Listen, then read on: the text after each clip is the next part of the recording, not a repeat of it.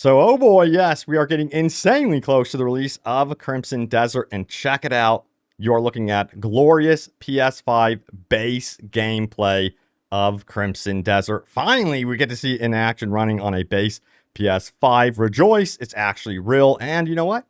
It's looking not too shabby. It's looking actually really, really good. We're going to talk about it, the specifications, and how it's running right now, and all sorts of cool stuff. But we're also going to go over some other really, really important details also about the PC version. Some things will be happening later on in the year that we absolutely have to go over. And yes, we're going to talk about the PS5 Pro version, but we have some really cool details, brand new stuff going on around that as well. But also we have some updated impressions, some brand new kind of like early review type things that we're going to dive into, and a bunch of other really cool stuff to talk about. So yeah, let's go over it right now. All right, so we're going to start out with this one right here. Remember, preload begins today. So if you don't know the specific times, here they are right here. You can pause the screen. I'm going to go ahead and highlight it right here. So yes, make sure you guys get that preloaded. It should be starting in about like from the time this video is posted, I think about 7 hours from the time of this video being posted. But yes, Crimson Desert is also currently the top selling paid game on Steam ahead of its official release. Hell yes, it's great to see a single player narrative driven open world game on the top of the charts like that. I love to see it. But yeah, let's get into this footage right here, officially posted by the official PlayStation Japan account, showcasing, yes, of course, base PS5 gameplay. And again, it's not looking too shabby whatsoever. We do have some impressions from a Korean YouTuber who also got to go hands-on. They did say this, that they finally got to go hands-on with the PlayStation version that everyone's been dying to see. And furthermore, they said, honestly, the graphics and gameplay were so good that I caught myself thinking, is this really running on a PlayStation? It was that impressive. On a standard PS5 in quality mode, it felt like it was hitting around 40 to 45 frames per second since the dev. And they said that it felt way smoother than your typical 30 frames per second, even at 4K.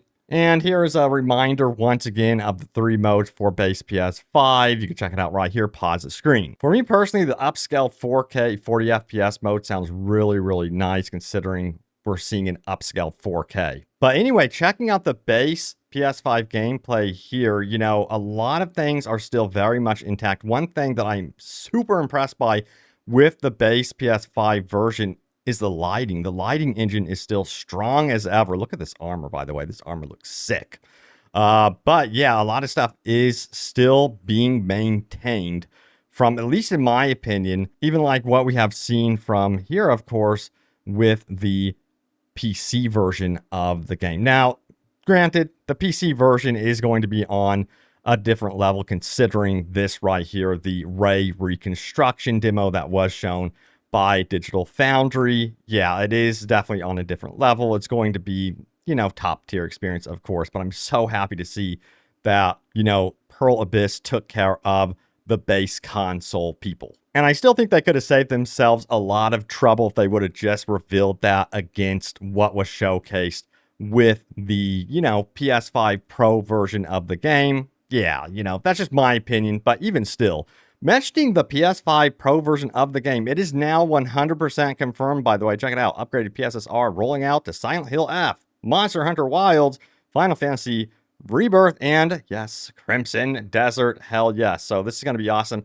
There was a video that did showcase the differences here. And look at Final Fantasy Rebirth. The hair details are insane. What's pretty crazy, though, you have to consider this, is that the PS5 Pro version of the game that was showcased was not utilizing the brand new PSSR. So it's going to even be better than what we have actually seen here from Digital Foundry, which is saying something. Yeah, I cannot wait to see what this looks like on that updated PSSR. But anyway, yes, some interesting things are going to be happening around the PC version of the game once we start getting into fall 2026 because of, yes, DLSS 5. But oh boy, this one is going to cause some controversies, I am sure, because yeah, if we take a look at the DLSS 5 trailer right here. There's DLSS 5 off, and then there is on. You can see we are entering into definitely AI, uncanny valley type territory here. Let me know what you guys think of this. I am honestly just like, they're actually doing it. Wow. And then you see another shot here of Leon and turned on. Look at that glow up. So I am extremely curious to see what happens, of course, with Crimson Desert. They didn't showcase that, but this is definitely something you most likely will be able to do with Crimson Desert. Also, a really important note here is that, yes, this is very much work in progress. You do have to consider that, of course. I have to mention that. But yeah, this is just like one of those weird AI filter type things that we've seen before. And you would think that NVIDIA would take a look at the reactions to those videos that are out there, especially out on like Twitter or what have you, and see the overall negativity. And people don't want this sort of thing because it also changes the original art, the intended vision from the creative team. It is just definitely entering into that weird, uncanny valley territory. And honestly, if they're going to do something like this to Crimson Desert, they need to be extremely careful. Now, this is also going to be optional, of course. And I imagine that most of you do not want Crimson Desert entering into Uncanny Valley whatsoever with the characters and everything like that. So, yeah, DLSS 5 is looking interesting to say the very least. Dear God, what is happening? But anyway, we also have a Korean streamer who reveals a bunch of new information after finishing up the game. So yeah, I say we take a look at it right now while watching some base PS5 gameplay, and I'll rotate to some other gameplay as well, but I think it would be entertaining to check this out while we are reading through the details here. So they say this is an interesting detail. They say character swapping is just like GTA 5, including transition effects, where the camera zooms out into the world and back in. Ooh. Characters are going about their day as they swap in. One time he swapped into Unka in the middle of a gigantic battle and had to fight his way out. Really? That would be crazy. He finished the game without the day one patch, by the way, but even on his build, most of the minor inconveniences were patched out, including footstep sounds. Also, the streamer did play about 600 hours of Red Dead Redemption 2, and in terms of like tempo, the actual pace of the game, this is interesting. It feels like Red Dead Redemption 2, which is a massive compliment in my opinion. Again, like Red Dead Redemption 2 was hands down and is still one of my all-time favorite open world games, if not games ever. I had an absolute blast in that one. I got lost in it. So this gets me super hyped hearing these details. Now, moving on here, I want to say this. Let's switch over to the Digital Foundry PC gameplay. I'm going to throw all the sources in the description below if you want to check it out for yourself. Maybe you missed it. But they say played on 5080 QHD cinematic without frame drop. Nice. Wow.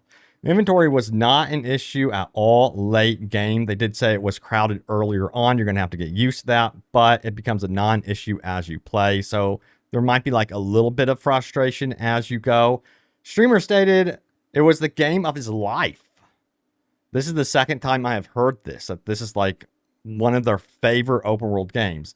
He avoided going further into details to avoid violating embargo. So I guess he's in the clear with it. So that is great. And people are kind of celebrating the, character swapping. Damn, that would be wild, to have the character swapping like GTA 5. I'm absolutely down for that. Big time. Let me know what you guys think about it. It sounds like it's going to be cool to see, what your characters are going to be up to. You never know. So you might be in the middle of battle. Maybe they'll be waking up from sleep. Who knows? But that sort of thing is very, very cool. There's also some other details that you might not know about this game floating around here. Check it out. You can manipulate your power based on your wanted level. So get this. You could choose specific pieces of gear with specific enhancements to complement your play style. The example given was getting an attack bonus based on your wanted level from the crime system that we saw in the last features video. And yeah, this is actually pretty cool because it kind of like relates to, I guess you would say, like an evil playthrough. Of course, that is kind of going to be an option. It's not going to like influence how people react to you in the main quest line, of course. It's going to be, the narrative is going to be very much definitive. Now, also, it says, in answer to a question about dungeons and caves, there are tons of hidden corners, lots of places tucked away that you won't be able to see from a distance and will only be found through exploration. Nice. Now, the map exploration, how it opens up. This is actually something I was really interested in. The map has a fog of war preventing you from seeing all of it uncovered as you explore, but you could still see distant landmarks and you can go there. This is something that I love. I don't want the map to be like fully explorable or with icons all over it right out of the gates at all. I think that's a huge mistake when games do that. So yeah, that's awesome to hear that they did that. So switching back to base PS5 gameplay here. Now, you can technically 100% an area, but there isn't an easy way to track it except through major faction quest lines. There may still be lots of side content that isn't tracked in that way. So there would probably still be a lot to do and see even if you're finished with a zone. Cool. Interesting. And he pointed out that the color customization section, that you don't just change the color of a piece of gear, but can change colors for individual pieces of the gear. The screen showed in the last feature trailer the part column with 6 or 7 different areas to choose, allowing for a lot of customization for each piece of gear that you want to wear. So yeah, we already know that detail. But yes, things are looking good so far with Crimson Desert, practically for every platform. I'm so relieved right now for you guys on the base platforms. Of course, we haven't seen like the base Xbox, like S, you know, or even Xbox Series X. I don't know if they will be willing to reveal gameplay of that before launch. But yeah, we're like so close to launch. We'll have reviews tomorrow, and I think every platform will essentially be revealed. All right, so I'm looking at your top comments right now. Remember, leave a comment down below. It could end up right here in a future video. So what did you guys have to say in my most recent Crimson Desert video? So check it out. Same time tomorrow. You better believe I'm trying to be consistent with my upload schedule, of course, for you guys. And then I'm on Series X. Can't wait for this. Hell yes. I've ordered it on Xbox Series X. Not really worried. I've seen enough to feel confident about the game. I'm sure it'll run just fine on base consoles. And, you know, Will Powers had some things to say about that, saying, yeah, you know, if it runs on a Mac, an ROG Ally, then expect it to run on these consoles pretty smoothly as well. And I'm paraphrasing him, of course, but he's basically saying, don't worry. Also, we have I'm on base PS5, did pre-order Crimson Desert. I think the vast majority of PS5 users are on base as well. There's not many who got the Pro. 306 upvotes. So, yeah, if they would have kind of like botched the base PS5 version, I think, you know, there would be quite the uproar. So I am so glad that they were willing to finally reveal gameplay for you guys. This was needed, in my personal opinion, to kind of like alleviate the stresses in regards to wondering. You know, a lot of people are still putting down their money on pre-orders and what have you. That's optional, of course. You don't have to do that. You can just wait for the reviews. But I know there's a lot of excitement around this game, and the base PS5 should be able to run this. Also, we have this one right here, base PS5 player here. I know the graphics won't be as good, but as long as we get roughly 60 frames per second performance, I'm good. Yes, it's going to be running at 1080p, so keep that in mind. But still, 60 frames per second, that's the way I would go if I was on base PS5. I just have to have my frames, man. But there is the 40 frames per second, though, so it's tough. Let me know what version you guys are going to go with that are on the base PS5. And we also have, I cannot stop watching the Digital Foundry gameplay. I feel that, brother. Yeah, I just keep replaying all of it. And I'm just so freaking hyped. Every day I have been watching it up until release. Dude, I cannot get enough. But thank you guys so much for all of the comments, as always, and for sticking with me throughout our journey up until release for Crimson Desert. We are almost there. Reviews will be dropping tomorrow. Holy crap. So this should be really, really good. And I will have try to have some videos out tomorrow, maybe recapping some of these reviews and going over them, but it is going to be very, very oversaturated on YouTube. It's going to be crazy. I'm going to be careful about what I watch because we're so close. I don't want to spoil anything more. I've seen enough. I want to keep some things fresh. But yeah, as always, thank you guys so much for watching. Stay tuned here for more. I have you guys covered on all things Crimson Desert and yes, open world gaming goodness. And I will see you all next time. Take care.